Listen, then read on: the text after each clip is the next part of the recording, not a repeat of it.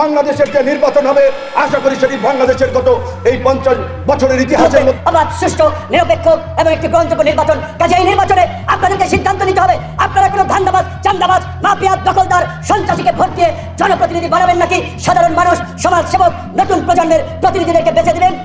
আমি সবসময় যে কথা বলতাম যে আমাদের বুকের উপরে একটা পাথর বসে আছে, বাড়ি যাওয়ার পরেও কিন্তু তার যে দুষ্টামি, যে মানুষের ক্ষতি করার যে অভ্যাস, সেটা যায় নাই।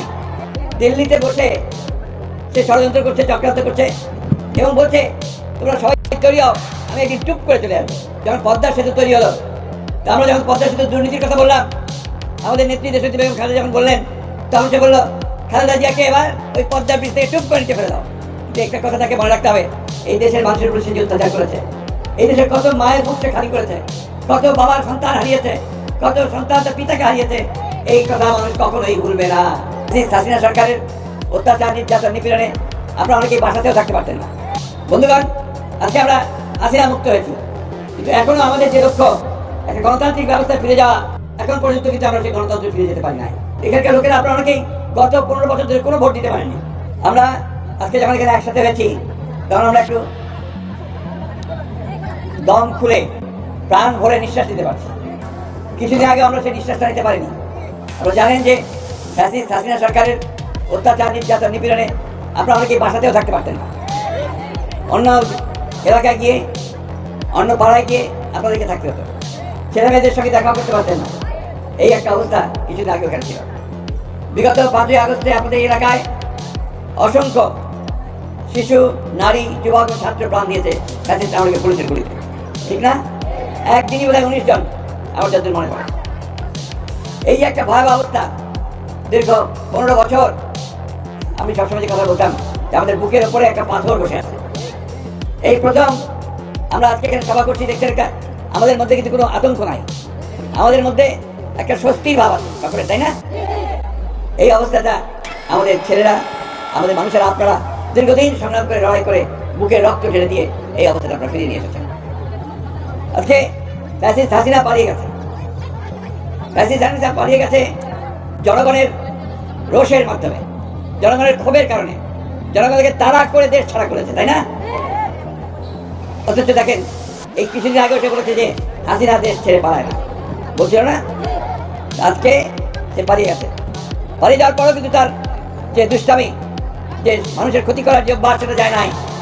দিল্লিতে বসে, এই বাবা তোমরা একটু দয়া করে চুপ করো ভাই, প্লিজ প্লিজ। দিল্লিতে বসে সে ষড়যন্ত্র করছে, চক্রান্ত করছে এবং বলছে তোমরা সবাই তৈরি হও, আমি একদিন টুপ করে চলে আসবো। তাহলে এই টুপ করে কথাটা যায় না।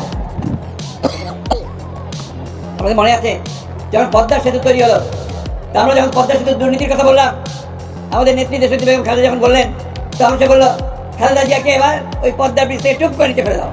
বলছিল না, ওই টুপ করে সে আবার চলে আসতে চায়।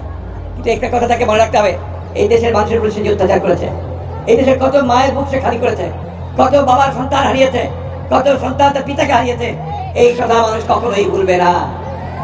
সেই জন্যই দেখেন কিরকম একজন নেত্রী, কিরকম একজন মহিলা, এত যে মানুষ মারলো তার মধ্যে একটা অনুশোচনাও নাই, একবারের জন্য বলে না যে আমি ভুল করছি।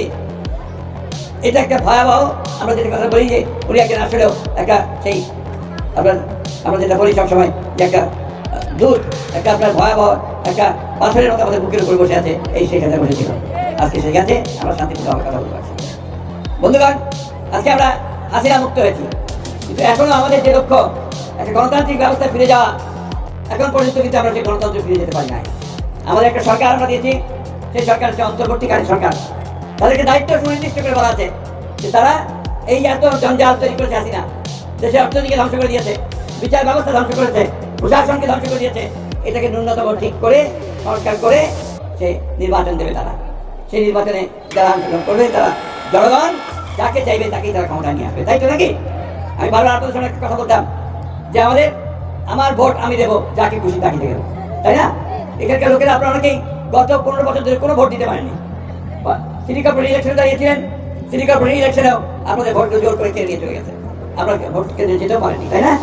আজকে এই সুযোগ এসেছে, আমরা এই অন্তর্বর্তীকালীন সরকারকে, ক্ষমতা ইউনিটের সরকারকে সেজন্য অনুরোধ করেছি যত দ্রুত সম্ভব আপনারা এই ন্যূনতম সংস্কার যেটা প্রয়োজন, অর্থাৎ মানুষ যেন সঠিকভাবে ভোট দিতে পারে, বিচারটা যেন মানুষ সঠিক পায়, প্রশাসন যেন কোনো পক্ষপাতিত্ব না করে।